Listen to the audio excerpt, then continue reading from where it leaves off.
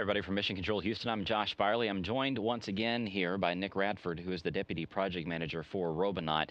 If you've been watching our coverage this week, you saw quite a bit of activity with Robonaut getting checked out on board by the crew of Expedition 30.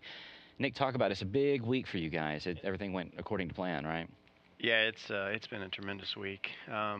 This week was special for a couple of reasons. One, we had our first back-to-back ops. So on Tuesday, Valentine's Day, we got to the control center early in the morning and set up, did our ops, and then temp stowed it overnight, and came back Wednesday morning and completed our second round of ops. So that was good. It was good training for the ground.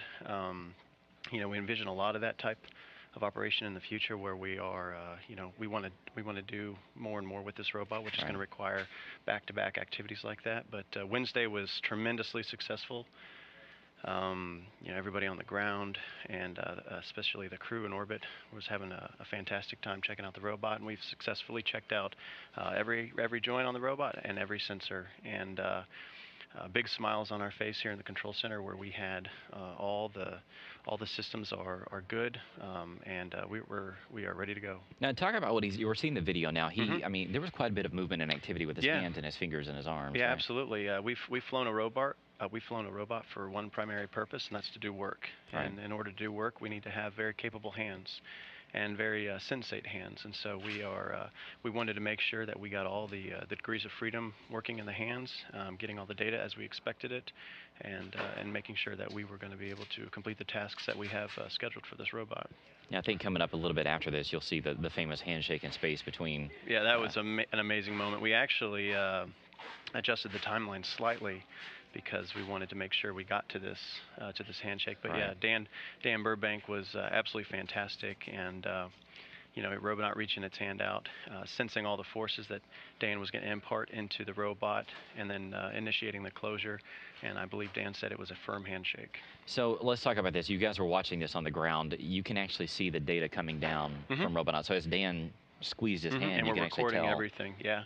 So we have predetermined limits that that we have accepted in the safety community, that the robot is allowed to impart in its environment. Let's not forget, this is one of the first payloads ever on the space station that can actually impart forces in its environment. So there really wasn't a specification for how to fly a payload such as this. So we used a lot of the framework from how the crew would interact with the space station, and so we've made sure that the robot doesn't impart anything above its limits. And so we record all that data on the ground, and make sure that it's that our sensors are always reading the values that they should, because it is a very serious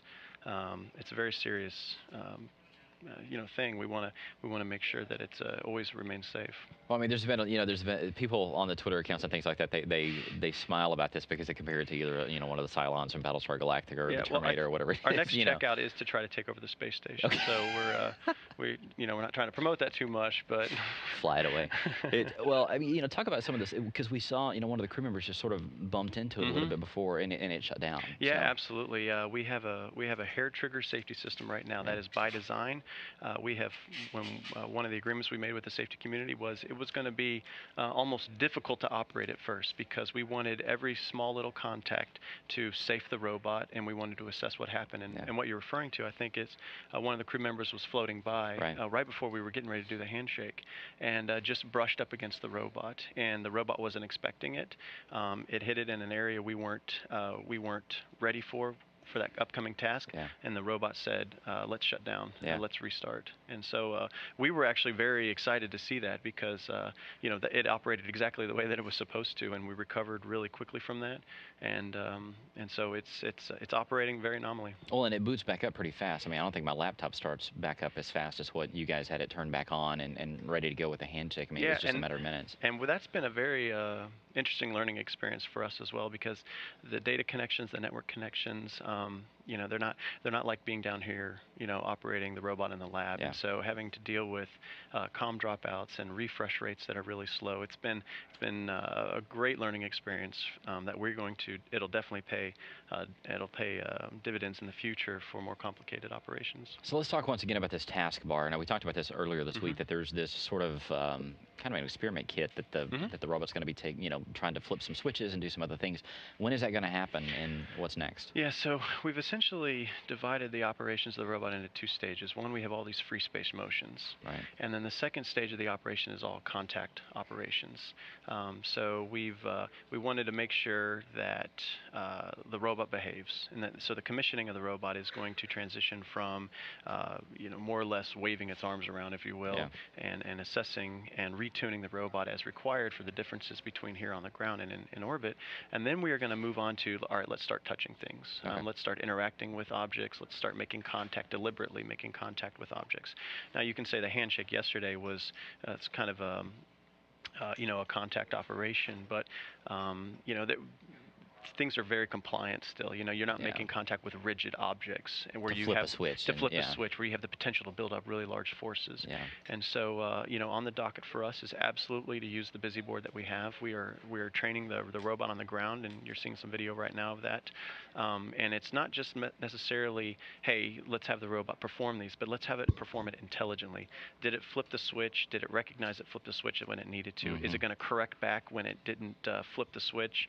The button presses, did it understand that it did a successful operation? And so it's combining the intelligence that it takes to actually interact with the objects and the crew, and that's what we are learning here on the ground, and we want to upload those capabilities to the one in orbit, and that's why we have an identical copy here on the ground, that is a complete replica of both the busy board and the robot, because we want to be able to simulate everything on the ground, simulate it in hardware, and then upload those routines to the one in orbit. So are they going to do this in the Destiny laboratory where it's stored right now? Yeah, absolutely. This first panel here that you're looking at is on our list of things coming up that we want to do. It involves an integration between our vision system, the tactile feedback, and the sensors of the hand, and the control systems that are controlling this robot all have to be acting and harmoniously and successfully. So it's a very there's a lot of serial things that all have to be working before the robot does a function. Well, this is all very cool stuff. So Yeah. it's been a cool week sitting here watching this activity take place. Yeah, it's been an amazing week for the engineering team and the flight control team and the crew, and we actually got a call from Dan right after the op. He called down to our lab and just wanted to say a few words to us personally, and he's tremendously excited to be working with this, and I can't say enough about Dan. He is unbelievable when operating this robot. He just gets it, and he's been an absolute pleasure to work with. It's got to be fun doing something that's literally brand new like this. Yeah, actually. yeah. There's it has been very just. It's hard to describe. It really is, because our whole lab has this sense of of ushering in this new paradigm, and we're really excited to be at the front of that.